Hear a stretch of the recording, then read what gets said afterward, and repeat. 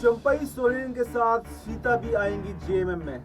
जी हाँ, नमस्कार, मैं हूं आपके साथ वफा अब्बास और आप देख रहे हैं नेक्स्ट 9 न्यूज। इस वक्त की सबसे बड़ी खबर आ रही है झारखंड से। जैसा कि आपको पता है कि अचानक चंपई सोरेन की तबीयत बिगड़ती है और उन्हें जमशेदपुर के टाटा अस्पताल में भर्ती कराया जाता है और उसके बाद में किस तरह से झारखंड की राजनीति में उठापटक का दौर फिर से एक बार चालू हो गया।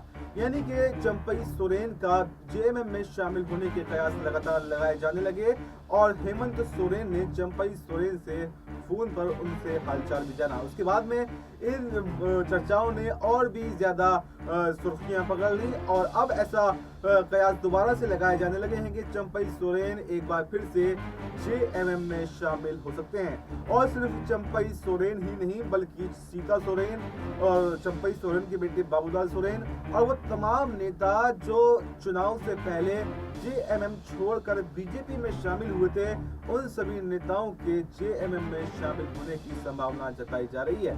क्योंकि जिस तरह से जेएमएम ने एक बार फिर से झारखंड की राजनीति में एक बार सत्ता में वापसी की है, तो अब ये समझ में आ गया है चंपई सोरेन को, साथ वाले सभी नेताओं को, सीता सोरेन को अब ये समझ में आ गया है कि झारखंड में आदिवासियों का वोट जो है वो जेएमएम के साथ में है। अगर आदिवासियों की राजनीति करनी है, उनका नेता अगर बनना है, तो जेएमएम के साथ में जाना होगा।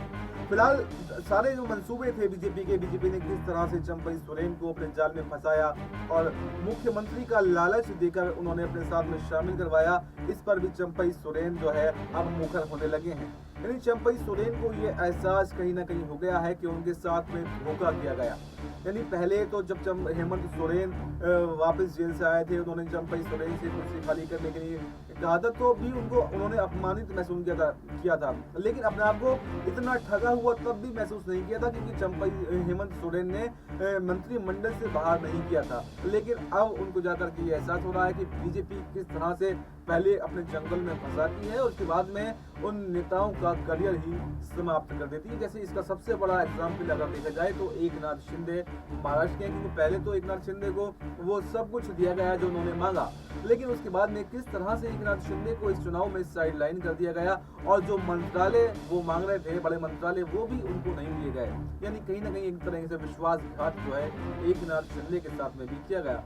इसी तरह से ज्योतिरादित्य सिंधिया को पहले बड़े बड़े ऑफर दिए गए, ये देंगे आपको, ये देंगे, लेकिन उसके बाद में आपने देखा कि ज्योतिरादित्य सिंधिया का किस तरह से हाल हो गया है। तो चंपई सोरेन को भी अब ये समझ में आ गया है कि बीजेपी में रहते हुए उन्हें कुछ भी मिलने वाला नहीं है, इसलिए एक बार फिर से जेएमएम में जाने की अटकलें तेज हो गई हैं। अब ये देखना काफी दिलचस्प होगा कि चंपई सोरेन कब जेएमएम में जाने वाले हैं और जाने वाले भी हैं या फिर नहीं, और जाएंगे तो सीता सोरेन और तमाम सभी नेताओं के कौन कौन से नेता हैं जिनके साथ में जेएमएम का दामन थाम सकते हैं या फिर नहीं।